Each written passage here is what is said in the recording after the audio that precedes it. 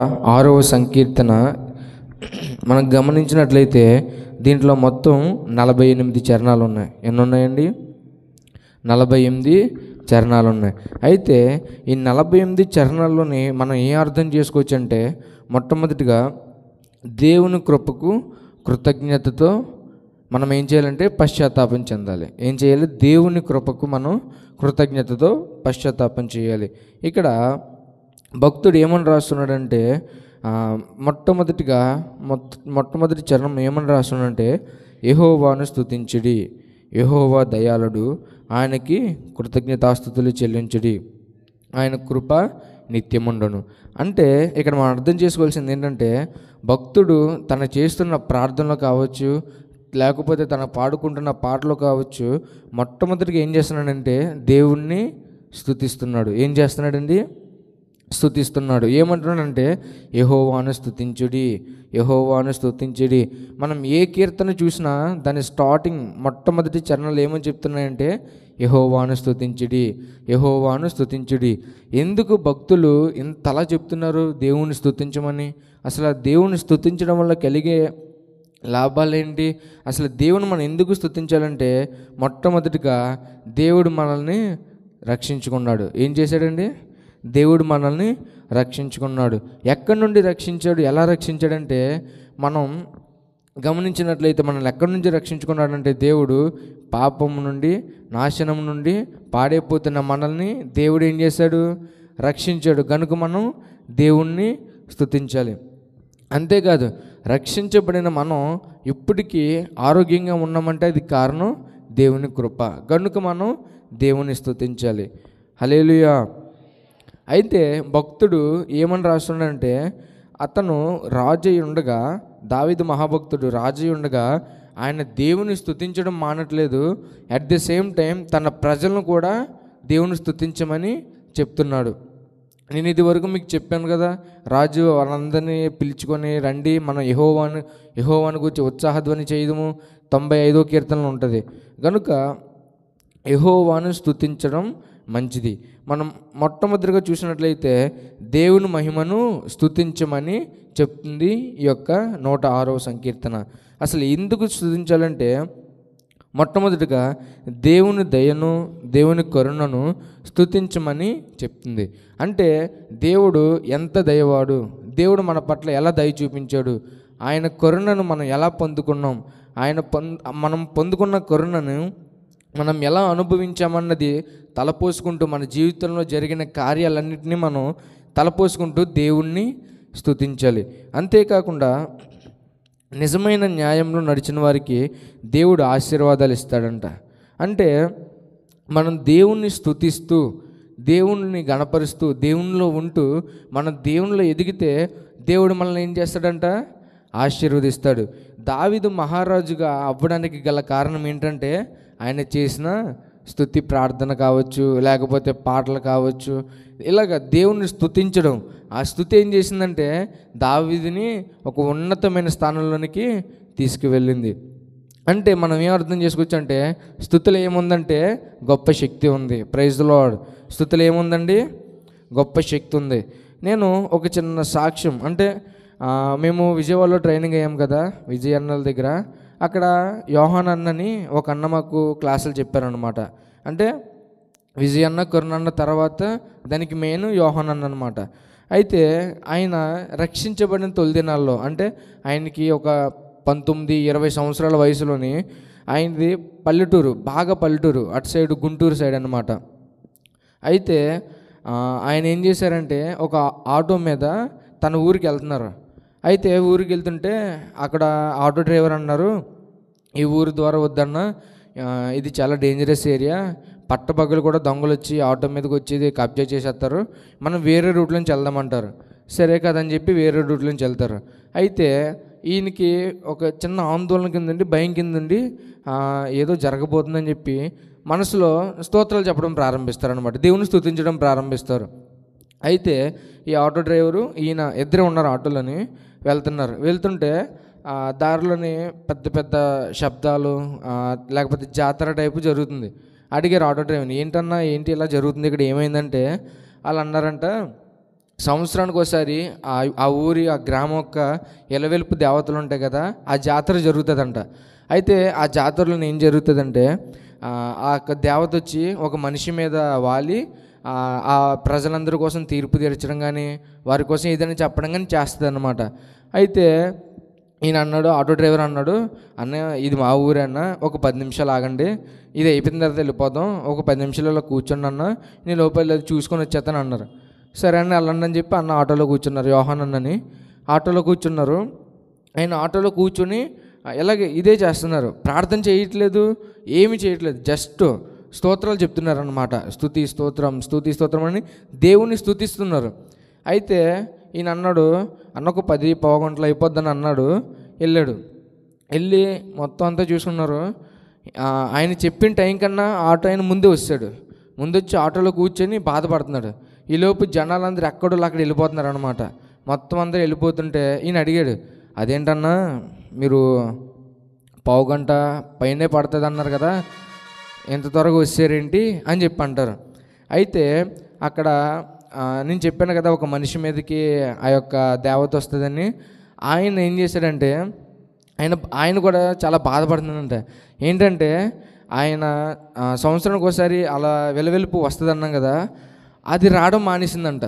అసలు ఏంటి రావడం మానేసిందని చెప్పి అంటే ఆయన అన్న మాట ఏంటంటే, ఇక్కడేదో గొప్ప శక్తి నన్ను ఆపేస్తుంది, ఇక్కడేదో పెద్ద మహిమ, దేవుని మహిమ, దేవుని యొక్క సంథింగ్ ఒక కంచె లాంటిది ఆ యొక్క ఎలవెలుపుని నా దగ్గరికి రాకుండా నన్ను చేసింది, అది ఎక్కడ ఉంది, వాళ్ళని పంపించండి ఇక్కడ నుండి అర్జెంటుగా అని అన్నారు. అంటే ఈయన ఏం చేశారంటే ఈ యొక్క పాస్టర్ కూడా అవ్వలేదు అన్న, స్టార్టింగ్ డేస్ అనమాట, ఒక బ్రదర్ కింద ఉన్నారు. అంటే ఆ యొక్క స్థుతిలోని అంత శక్తి ఉంది. జస్ట్ ఆటోలో కూర్చొని స్థుతిస్తున్నారంటే ఆ యొక్క స్థుతిలోని ఆ యొక్క గొప్ప కార్యం జరిగింది. లైవ్లోని అన్న మాకు సాక్ష్యం చెప్పారనమాట. అంటే నేను ఎందుకు చెప్తున్నానంటే, ఇది స్థుతించడంలోని అంత పెద్ద శక్తి ఉందన్నమాట. మనకు తెలియకపోవచ్చు, మనం చెప్తుంది చిన్నదే కదా, లేకపోతే ఈ స్థుతిలో ఏముంటుంది అనుకోవచ్చు. కానీ ఆ స్థుతిలోని మనకు తెలియకుండానే దేవుడు గొప్ప కార్యాన్ని చేసుకుంటాడు. హల్లెలూయా. కనుక మనం ఏం చేయాలంటే దేవుణ్ణి ప్రతి విషయంలోని దేవుణ్ణి స్తుతించాలి. అది మనకి మంచి జరిగినా లేకపోతే అది మనకి అనుకూలంగా ఉన్నా ప్రతికూలంగా ఉన్నా సరే మనం ఏం చేయాలంటే దేవుణ్ణి ఎల్లవేళలా స్తుతించాలి. స్తుతించడంలోని అంత గొప్ప శక్తి ఉందన్నమాట. అలాగే మనం చూసినట్లయితే ఈ యొక్క ఇజ్రాయేల్ ప్రజలు ఏం చేశారంటే దేవుణ్ణి స్తుతిస్తున్నారన్నమాట. రాజుతో సహా ఆ యొక్క దేశంలో ఉన్న ప్రజలందరూ ఏం చేస్తున్నారంటే దేవుని స్తుతిస్తున్నారు, దేవుని గణపరుస్తున్నారు.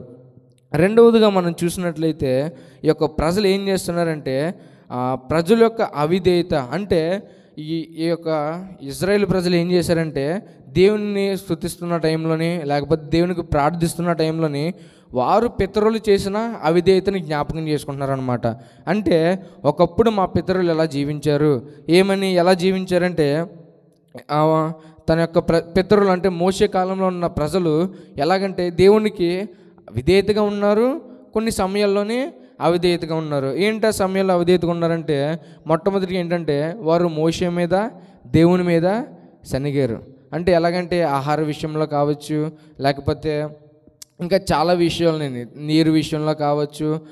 తర్వాత మోషే 40 దినాలు కొండ మీదకి వెళ్తున్నప్పుడు కూడా ఏమయ్యాడు మోషే, ఎక్కడి నుంచి పారిపోయాడా, మమ్మల్ని ఎందుకు తీసుకొచ్చాడు ఇక్కడికని చెప్పి ఇలాగా శనిగారు. సనగడం ద్వారా అవిధేయత చూపించడం ద్వారా వారు చాలా శాపాన్ని తెచ్చుకున్నారు. నిన్న కొత్త కొన్నలు కూడా అదే చెప్పాను నేను. అయితే నేనేం చెప్పబోతున్నానంటే ఈ యొక్క రెండో మాటలోని అవిధేయతగా ఉంటే మనం చాలా నష్టపోతాం అనమాట. అంటే దేవునికి విధేయత కలిగి అవిధేయతను విడిచిపెట్టాలి. అంటే దేవునికి విధేయత కలిగి మనం ఎప్పుడైతే జీవిస్తామో మన జీవితం ఆశీర్వదించబడుతుంది. ఇక్కడ ఇశ్రాయేలు ప్రజలు ఏం చేశారంటే మా పితరులు ఇలా చేశారు, అవిధేయత కలిగి ఉన్నారు. ఏంటి అవిధేయత అంటే వారు మోషే పైన దేవుడి పైన శనిగారు. అదే రెండవదిగా ఏం చేశారంటే బంగారు దూడను చేసి విగ్రహారాధన చేశారు. అంటే అవిధేయత ఏంటంటే దేవుడు వారికి ఆజ్ఞలు ఇచ్చారు కదా, నేను తప్ప వేరొక దేవుడు నీకు ఉండకూడదు.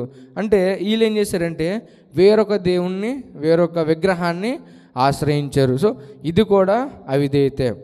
మనం కూడా ఏం చేయాలంటే మనకంటూ మనకంటూ ఒక రక్షణకర్త అయినా దేవుడు ఉన్నాడు. అలాగే మనకంటూ తల్లి సంఘం ఉంది. సో మనం ఏం చేయాలంటే దీన్ని విడిచిపెట్టకుండా వేరే దాని దగ్గరికి వెళ్ళకూడదు. అలా వెళ్తే అదేమంటారు? అవిధేయత. సో ఇజ్రాయెల్ ప్రజలు కూడా ఆ యొక్క అవిధేయతనే చేశారు. ఏంటి? దేవుడు తండ్రి అయిన యెహోవా ఉండగా వారు వేరే విగ్రహాన్ని చేసుకున్నారు. సో దేవుడికి అది నచ్చలేదు కనుక వారు అవిధేయులయ్యారు.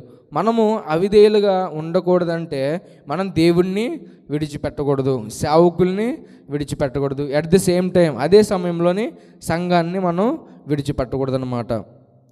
ఈ యొక్క ఇజ్రాయెల్ ప్రజలు అవన్నీ వాళ్ళ పితరులు చేసినవన్నీ వీరు ఆలోచించుకొని, దేవా ఒకప్పుడు మా పితరులు ఇలా ఉన్నారు, వారిని బట్టి మమ్మల్ని శిక్షించకండి, మేము అలా ఉండమని చెప్పి వీరు ప్రార్థన చేసుకుంటూ అలా దేవుని స్తుతిస్తున్నారనమాట. అయితే మూడవదిగా ఏమని చెప్తున్నాడంటే పశ్చాత్తాపంతో కలిగిన ప్రార్థన. అంటే మనం ప్రార్థన చేసినప్పుడు ఆ ప్రార్థనకి ప్రతిఫలం కావాలంటే పశ్చాత్తాపం ఉండాలి. ఏముండాలి? పశ్చాత్తాపం ఉండాలి. అంటే మనం చేసే ప్రార్థనని పశ్చాత్తాపం కలిగి ప్రార్థన చేయాలి. మనకేమైనా అవసరం ఉందనుకోండి, అది మామూలుగా చేయకూడదు, పశ్చాత్తాపంతో చేయాలి. అంటే పశ్చాత్తాపం అంటే ఏంటంటే మనం చేసిన అవిధేయతలు కావచ్చు, చేసిన తప్పులు కావచ్చు, అది ఏదేమైనా అది మనం ఒప్పుకోవాలి. ఫస్ట్ ఆఫ్ ఆల్ దాన్నే పశ్చాత్తాపం అంటారు, రిపెంటెన్స్ అంటారు అనమాట. ఈ యొక్క కీర్తనాకారుడు ఏమంటున్నాడంటే దేవుని వద్ద పశ్చాత్తాపంతో ప్రార్థన చేస్తే ఆయన తిరిగి మనల్ని పునరుద్ధరిస్తాడనమాట.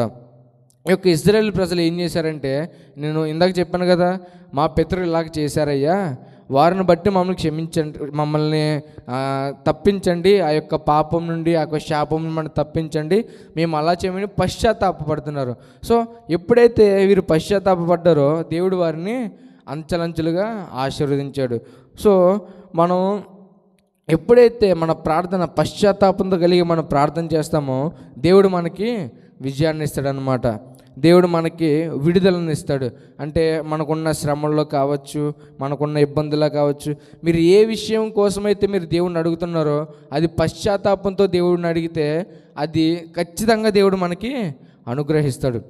మనం బైబిల్లో చూసినట్లయితే భక్తుడైన యోనా గారు ఉన్నారు. యోనా గారు అందరికీ తెలుసు కదా. యోనా గారు అనగానే ఏం గుర్తొస్తుంది? చేప గుర్తొస్తుంది, అవునా? ఈ యోనా గారు ఏం చేశారంటే దేవుడు వెళ్ళమన్న ప్రాంతానికి వెళ్ళకుండా ఎక్కడికి వెళ్తాడో, నినివేకి వెళ్ళమంటే తార్షీష్ వెళ్తాడు. అంటే దేవుడి మాటకి అవిధేయత చూపించాడు. దేవుడి మాటకి అవిధేయత చూపించి దేవుడు ఏం చేశాడు? శిక్షించాడా లేదా? ఏం చేశాడు?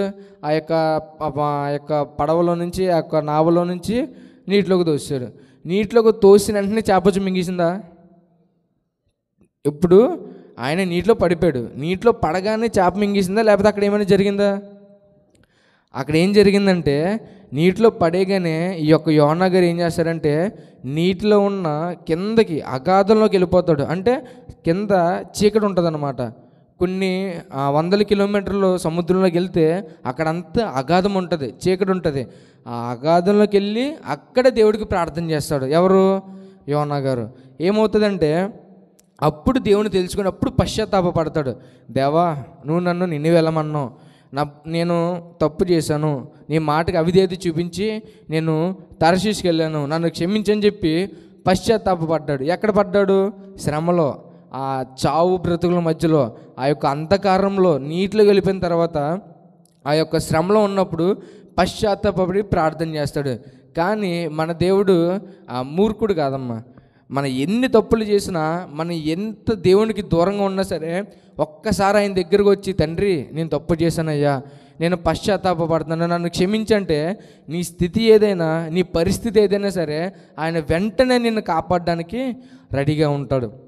అప్పుడు ఆ యోనా గారు ఆ యొక్క నీటి అడుగు భాగం నుండి దేవునికి ప్రార్థించగానే, పశ్చాత్తాపడగానే దేవుడు కాపాడాడా లేడా?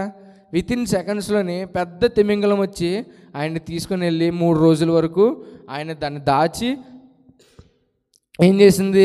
తన గమ్యానికి చేర్చింది.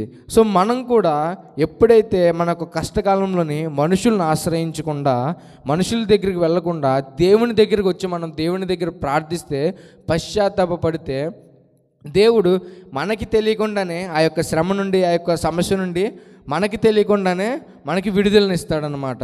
అంటే మనం ఏం చేయాలంటే దేవుణ్ణి ప్రార్థించాలి. ఏ విధంగా ప్రార్థించాలంటే పశ్చాత్తాపంతో ప్రార్థించాలి.